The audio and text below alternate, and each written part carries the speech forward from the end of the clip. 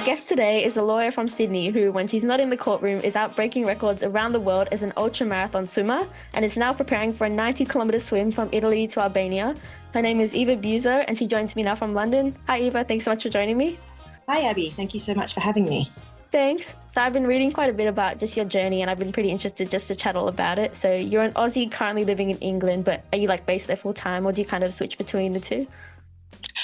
I've been switching between the two for the last few years. I obviously love Sydney and I love the swimming community in Sydney. So I try to spend a lot of time over the summer back home. But for work, I have to be over here. So I've been doing about half the last couple of years. When you can, just chasing the sun all year round.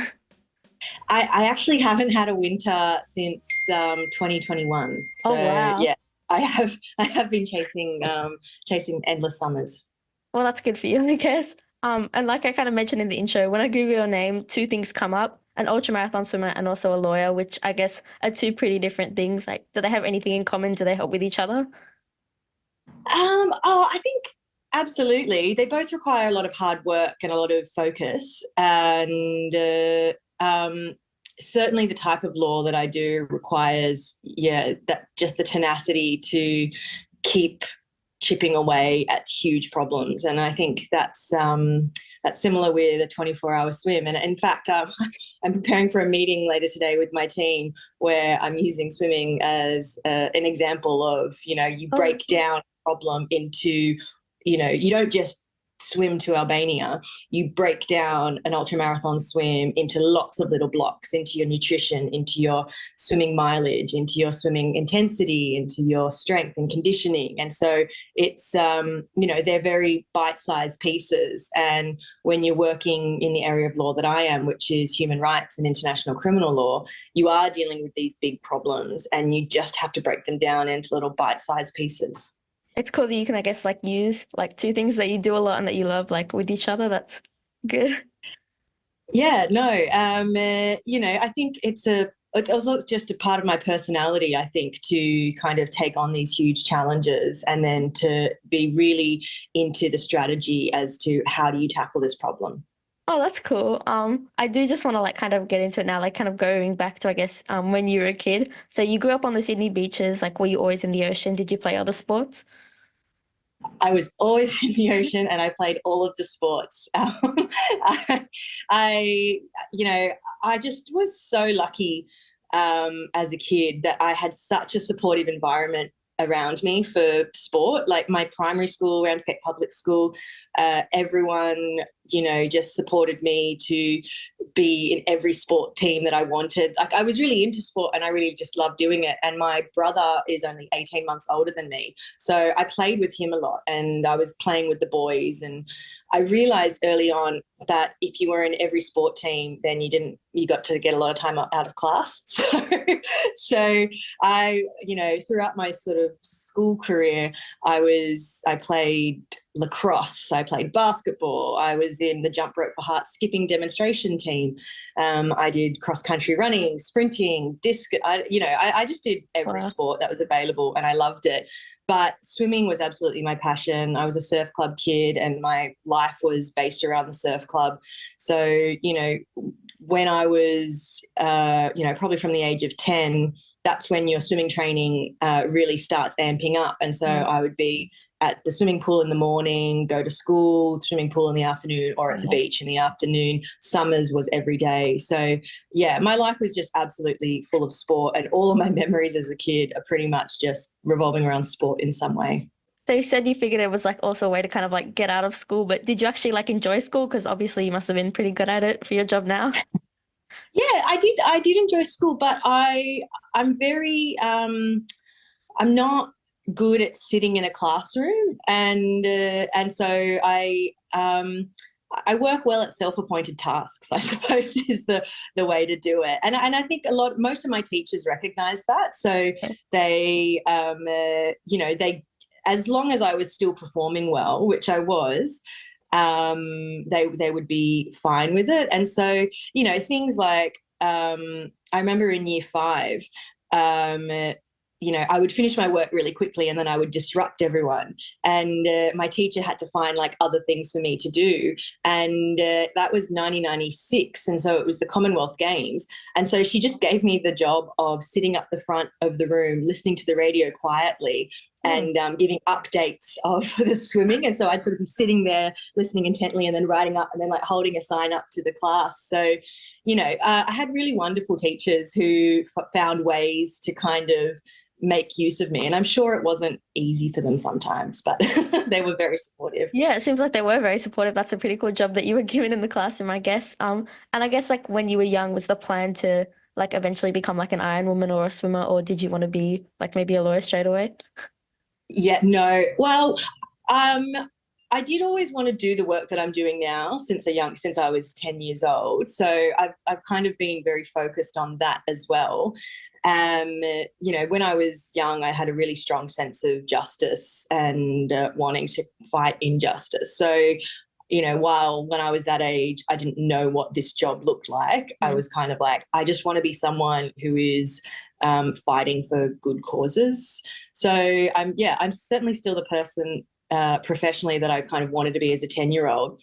But absolutely, when I was in year 2, which would have been, that would have been, I think, 93. That was when Australia was awarded the 2000 Olympics. And, and that was just, it was like, I want to go to the Olympics. I want to be at the Sydney Olympics. That's just, that's what my goal is. But I was never good enough at stillwater swimming. And, in retrospect, I don't have the personality type that's good for stillwater swimming because there's a lot of specificity involved in the training and the application of swimming in a pool.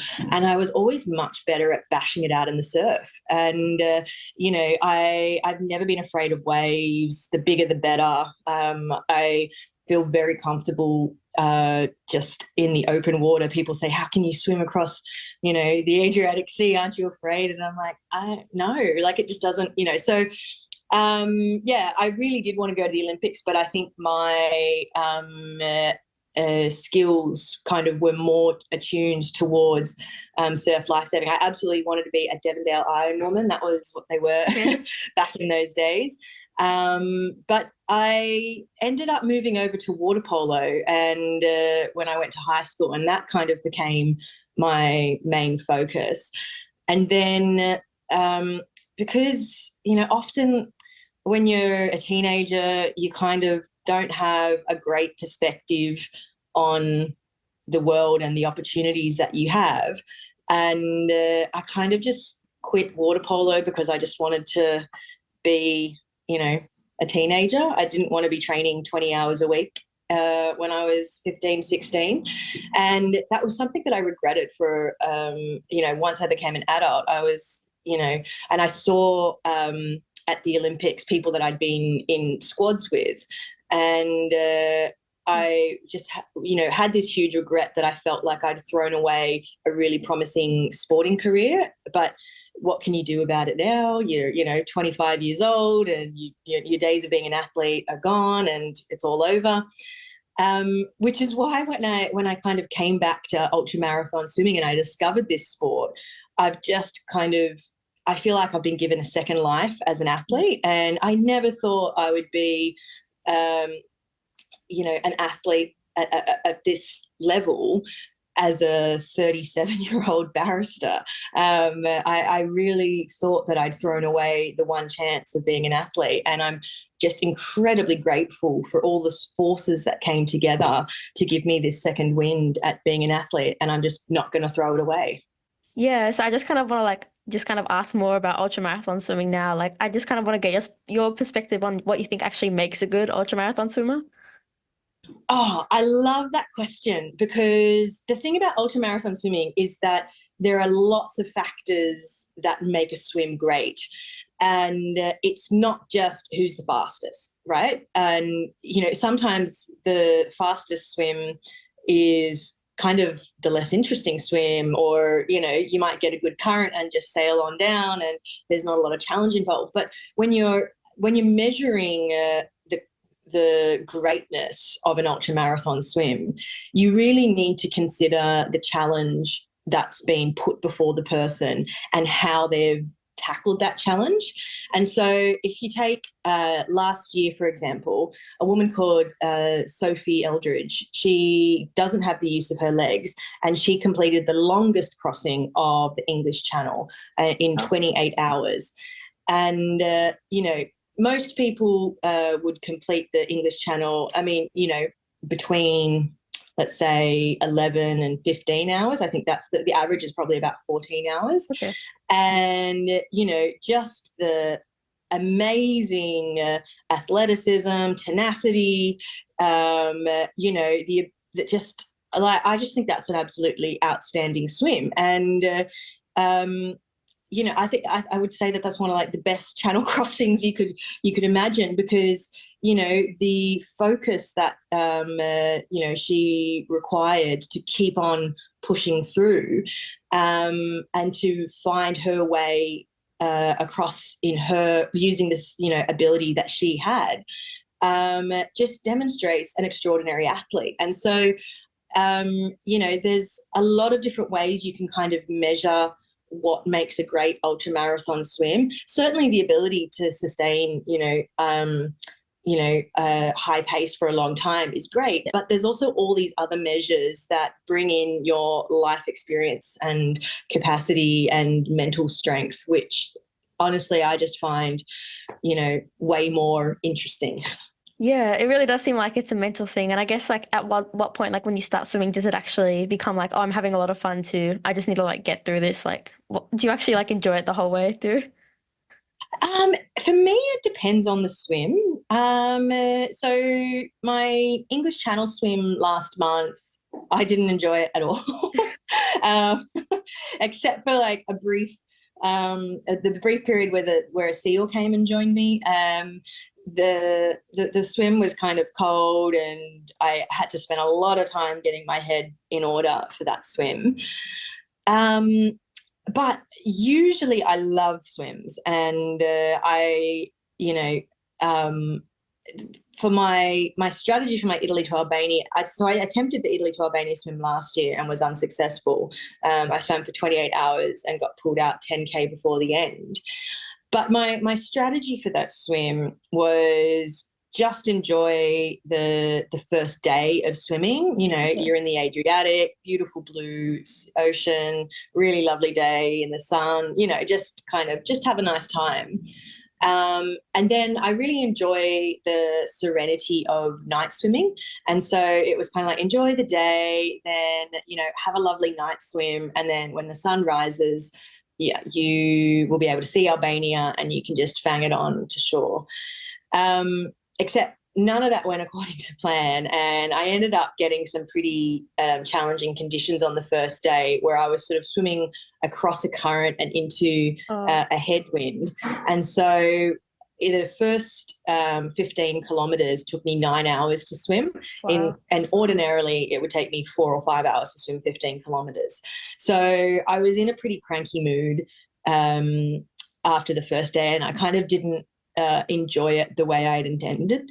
But then I was like, all right, crappy day, just focus on the night swim and enjoy swimming in the dark, and just get your focus back, and the conditions are going to die down, so it'll be all good.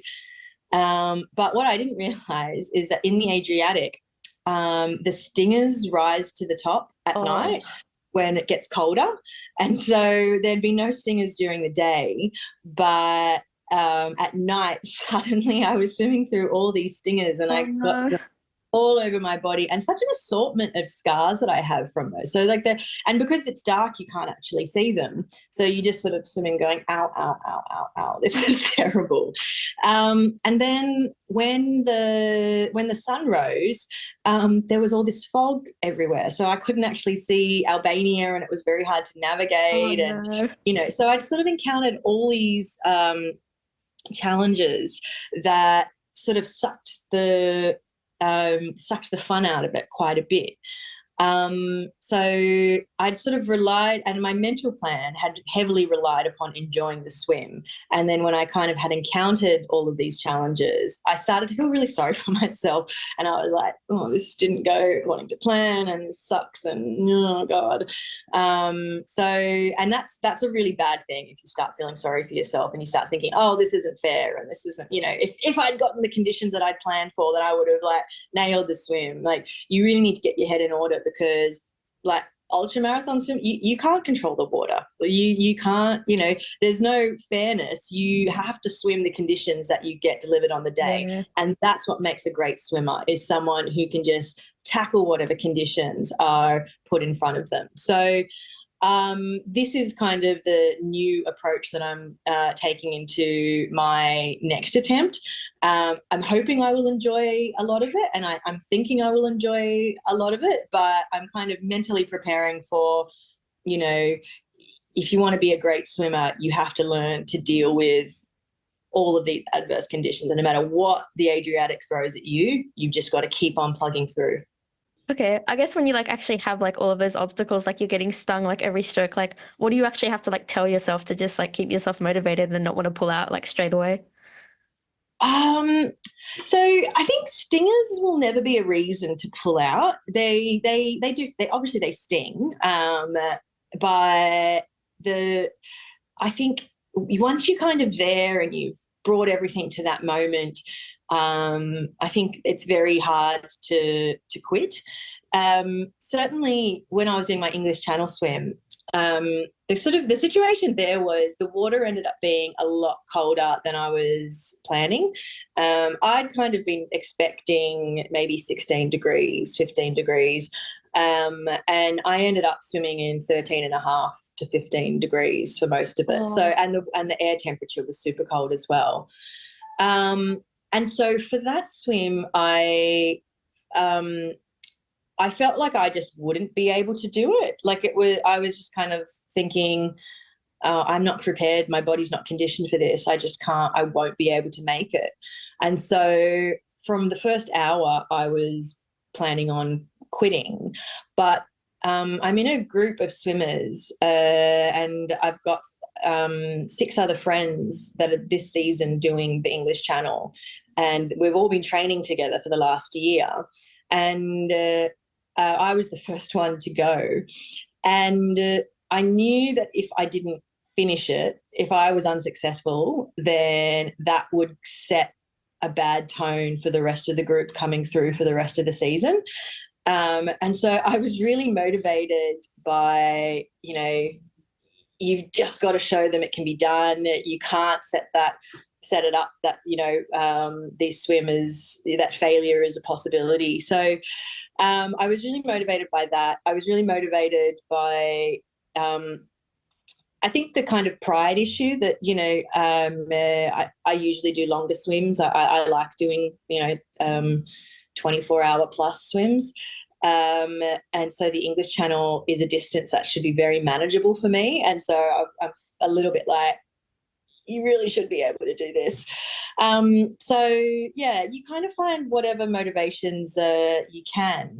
But, you just, you just have to kind of learn how to move through your thoughts and find the useful ones and discard the unuseful ones.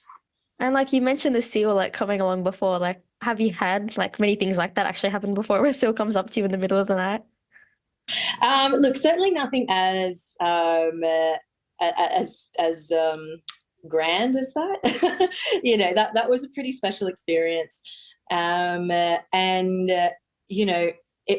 was very linked to the fact that I'd seen the movie The Young Woman and the Sea in the days leading up to the swim, which is a movie about Trudy Edderly, the first woman to swim the English Channel. And it's a wonderful movie. And unfortunately, it's not available in Australia yet, but I hope it will be soon. Yeah, but it was available. It came out in the cinema the week before my channel swim, and I actually ended up going to see it 3 times at the cinema because I was so worked up by it. It was just so exciting, and it felt like it had been released at that time just for me. And she's just got such an amazing story, and there's a book of it as well.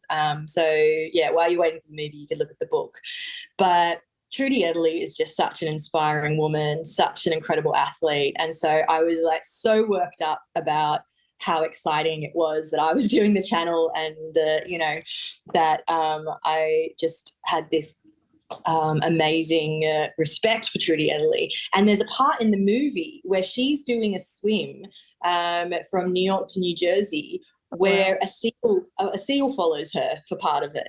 And she's talking to her mum later, and she says, oh, and her mum is saying to her, like, you swimming in the ocean terrifies me. And Trudy says, no, mum, it was wonderful. I was swimming and a seal was following me. And her mum says, oh, the seal was chasing you. And so like it was intended to show the difference between her mental approach, where she sees a wild animal and it's like, oh my God, it's playing with me, it's following me. But someone else would look at that and say, oh my gosh, like it's a seal chasing you. So, when the seal showed up, it was honestly just so much bringing in that story of Trudy Edley. And in my head, I just went, oh my God, it's Trudy Edley, like in a seal coming to help me get through this swim. And, it did, the seal came at the right moment when I was feeling really down. And when you suddenly feel like, look, and I'm not at all I'm a evidence-based barrister, cranky. I don't sort of go, oh my God, the seal is true. But it just felt like this sort of moment came together to make sure I was going to finish. And I think, there's a bit of me that kind of feels like it was Trudy coming to sort of go, no, I'm going to make sure that you finish. I'm here to support women, and, it's your job also to support and promote women in this sport. It's definitely like it was meant to come. I'm also probably going to have to get that book now if I can't see the movie. Yeah, absolutely. I'm sure the movie will come out soon. I hope so. I want to watch it now. You like spoken about it in a way that I want to watch it. There's something that I really wanted to ask you, like coming into this. I think this was one of my like biggest questions. Like, I want to know, when you're like swimming for like 24 hours nonstop, like what are you thinking about? All sorts of things. I don't know. So I guess there's two parts to that question. First of all is I come into a swim with a very structured thought plan. And so I really like musical theatre, and I find that musical theatre really lifts me up and makes me feel amazing, and I love singing musical theatre songs. So I have a playlist of these songs that make me feel amazing, and there's probably about 200 of them, and I have them I have organized alphabetically according to little, like, A to C, D to E, F to H, all of that. And so every hour I have A to C, okay, and I sing through all the soundtracks in my head, that are from those letters. And that's kind of what I use as my base to make sure my mind is never empty. Because when you don't have something to focus on or something to think about, that's when you start going, this sucks, that hurts, I don't know if I can do this. You need to have an anchor of what you're going to think about, so you don't end up with empty space in your head. But having said that, you can kind of fill out. I have that as like where I come back to, but other than that, I just let my mind kind of go where it goes. I mean, some people talk about their mind goes blank and they sort of just go into a meditative state. That's not me at all. I don't think there's ever a moment in life where my mind is blank. It's very, very active. And so I can honestly be thinking of anything from work issues to, I don't know, to my training program, or to a conversation I had when I was in primary school, or I sort of just like let my mind think about all sorts of things. But when I kind of run out of a thought or I start to waver, then I go, okay, hang on, where am I? E to F. Okay, let's sing from the Enchanted soundtrack and start kind of going from there. Has there been like a point where you've ever like kind of just gone into autopilot mode and kind of like forgot, like, yeah, like forget what you've like actually been doing, or are you pretty good at like just staying focused? I mean, if I get onto a good thought pattern, then an hour can go by Wow. and I have no idea what's just happened. And so that's really the aim, which is why I am very loose in my thoughts, because if I do kind of, I was in the Albania swim when it was really tough on the first day. I I ended up switching my, like, at first I was thinking, oh God, this sucks. The wind is bad. The current is bad. This is terrible. And then I kind of went, I'm going to imagine I'm talking about the swim later on and talking about how hard these conditions were. And so then I just started, talking about the swim as if I'd already done it and gone, yeah, it was really tough on the first day and I had all these conditions, but I found a way through it. And, sort of kind of situating yourself in this, oh, it's already finished and this is how I'm going to talk about it triumphantly because I conquered these conditions, rather than sort of sitting in this mucky place of, the wind is bad and I'm having a bad swim. No, that's smart because like I do nothing compared to you, but when I'm running like 4 kilometers and like cross country, my mind is like all over the place. But half of the time, it's just me like complaining and going, when is it going to end? Yeah, but you can sort of, and that's a sort of tricky place to be. But then imagine yourself at the finish line and saying to your mum, oh gosh, at 4 kilometers, I was like thinking of giving up and whatever. But then I dug deep and I found it and woo, and I, got all the way through. So sort of putting yourself on the success side and sort of staying in that space gives you a lot of motivation. That's definitely going to be my mindset for the next one, hopefully. And you've been speaking about this like just throughout the call a bit, but you're attempting the 90-kilometer route from Italy to Albania in August, the second time. As you've done it before, which you've said. What was the main like motivation behind, I guess, just wanting to attempt it again? Well, so the original motivation for doing the swim is my grandfather's from Albania, and no one has done that crossing before. So I wanted to, I thought it would be cool if the first person who did that crossing, according to Marathon Swimming Federation standards, would be someone of Albanian heritage. And I thought it was a nice way to connect with my Albanian heritage.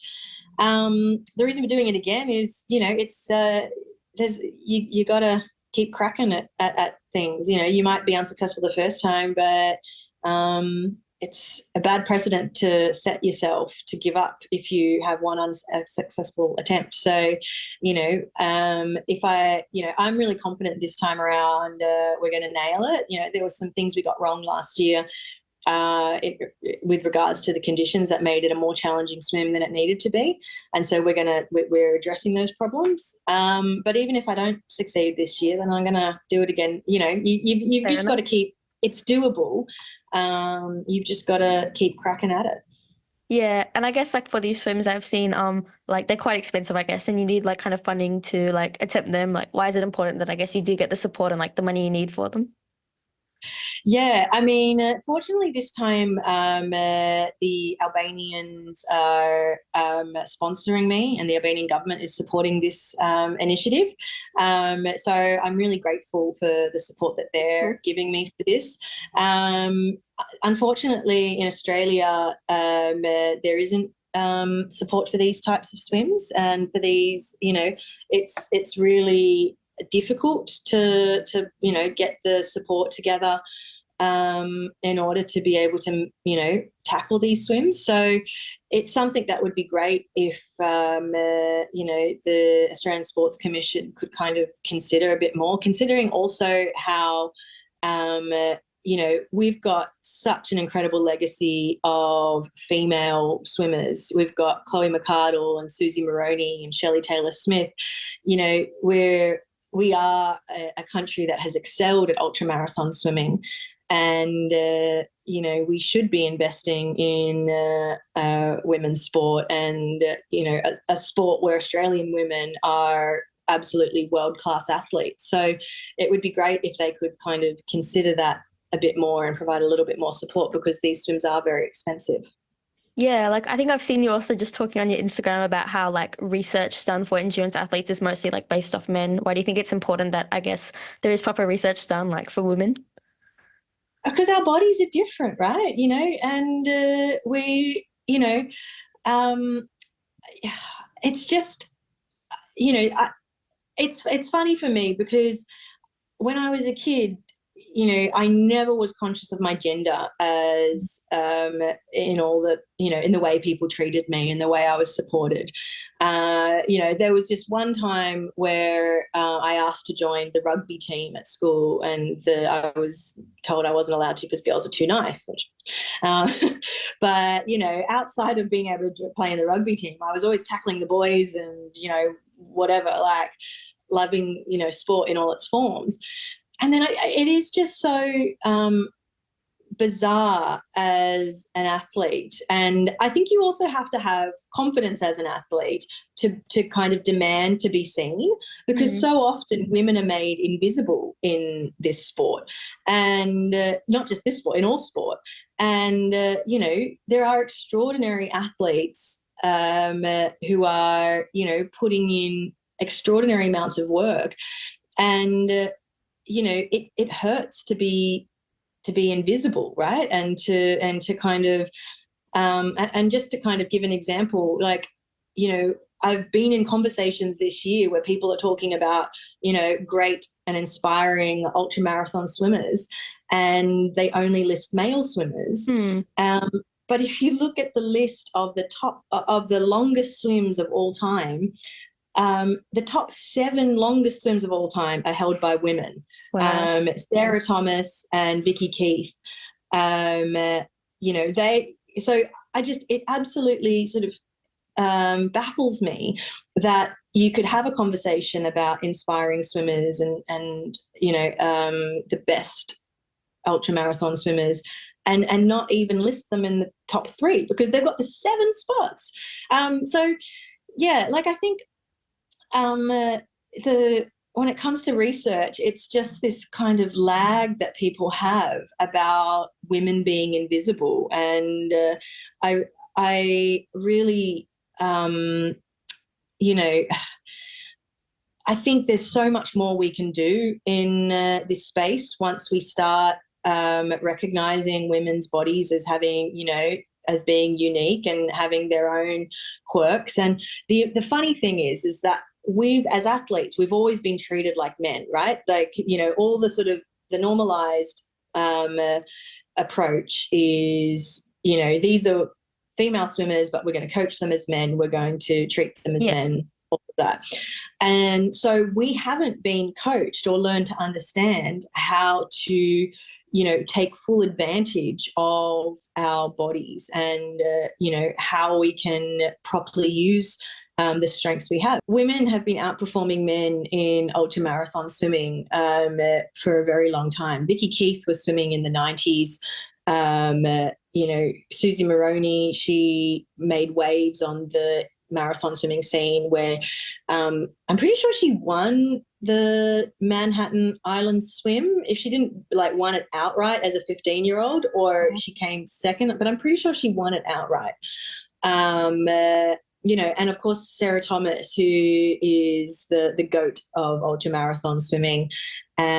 She holds the record for the longest swim of all time, 67 hours nonstop Lake Champlain. Wow. She also did a 4-way crossing of the English Channel, which was extraordinary because 12 months before the swim, she had finished chemotherapy. She was being treated for breast cancer, and then she turns around and just smashes the record for English Channel crossings. So, women have an amazing legacy in ultramarathon swimming. And, with a bit of investment in, supporting us to do these swims, we can really push the boundaries of how far we can go. It's crazy that I guess women aren't just like kind of equaling the men's performances, they're smashing them out, as I think you've said before. But yeah, thanks so much, Eva, just for joining me today and like chatting all about that. It was really great hearing all about ultramarathon swimming. Oh, it's my pleasure. Thank you so much for having me. And I just absolutely love what you're doing. For more from Herway, visit herwaysportsmedia.substack.com.